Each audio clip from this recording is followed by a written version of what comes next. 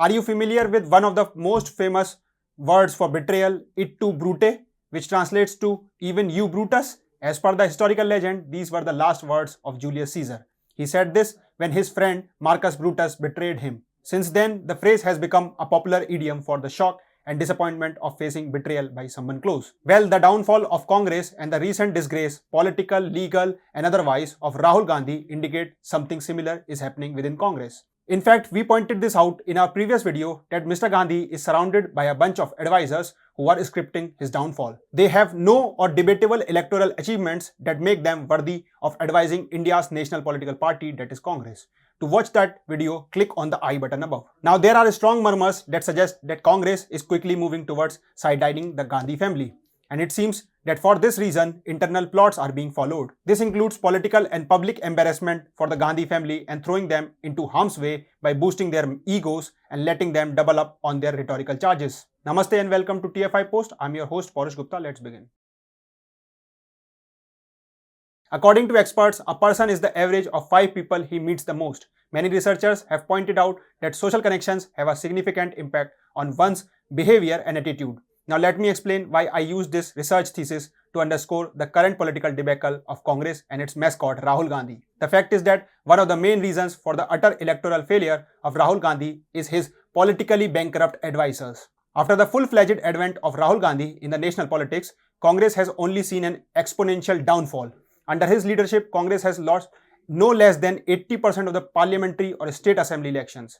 Any politicians who seemed to have ground connections was eliminated from the party. Again, the reason for this was same. His advisors urged Mr. Gandhi to not budge even an inch on political rhetoric or part ways with these parting leaders. His advisors want to maintain the resolute anger of Mr. Gandhi despite the political catastrophe or even political harakiri. Social media is filled with lionized narratives about Rahul Gandhi, his physical endurance, style, charisma, unapologetic attitude and plain speaking.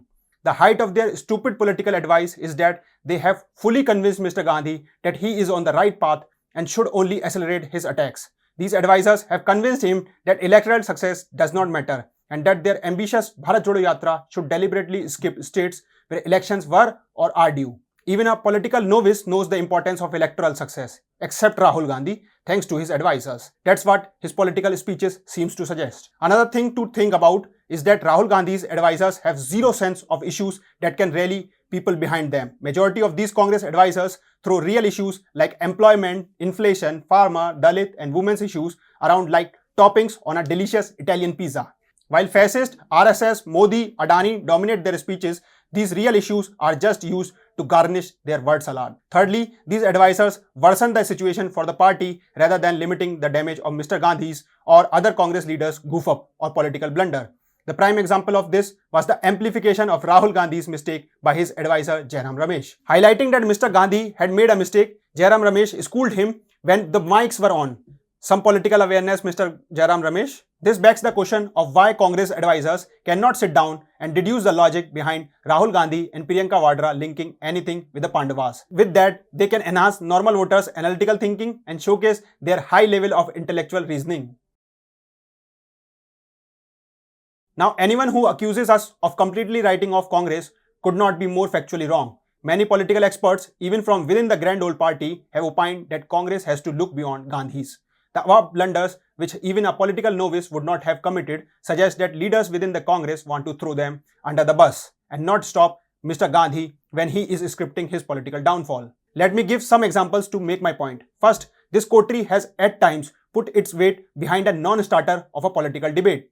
The high moral ground on the debate of impromptu speech versus teleprompter is an example of it. Knowing the fact that Mr. Gandhi had erred many times or that this was a classic case of slip of tongue, why not swallow this needless pride and focus on conveying the message rather than personal imagery? Mind you, these goof-ups or slip of the tongue are not limited to meme materials. They occur on moments that are politically significant, like Satyagraha becomes a way to achieve Satta, rule. Let me give another example of how these advisors have sabotaged Rahul Gandhi's political career. It's in the public domain that Mr. Gandhi had to eat humble pie and issue an unconditional apology for his Chaukidar Chor Hai remark. Then what's this Hat Dharmita or stubbornness to claim that he is a Gandhi and he won't budge or apologize? Whether the Modi surname defamation happened on the spur of the moment or the defamation case should have been civil in nature, There is no doubt, even in the Congress party, that Mr. Gandhi committed a grave offense by making that disparaging remark. Here too, Rahul Gandhi's advisors seem to have followed the policy that puts Mr. Gandhi in the harm's way. Ironically, Jairam Ramesh had earlier apologized when he faced a defamation case. It is not just us. Many political experts and journalists have raised concerns of internal sabotage and betrayal for Mr. Gandhi. Time is running short for Mr. Gandhi. He has to quickly overturn or get the conviction stayed. Otherwise, he won't be able to contest elections for the next 6 years. Due to her health condition, former Congress President Sonia Gandhi also has limited political appearances. Congress General Secretary Priyanka Gandhi Vadra had been playing limited roles as per her own liking. So if the conviction stays, Congress would enter the non-Gandhian era, an outcome desired by many Congress veterans.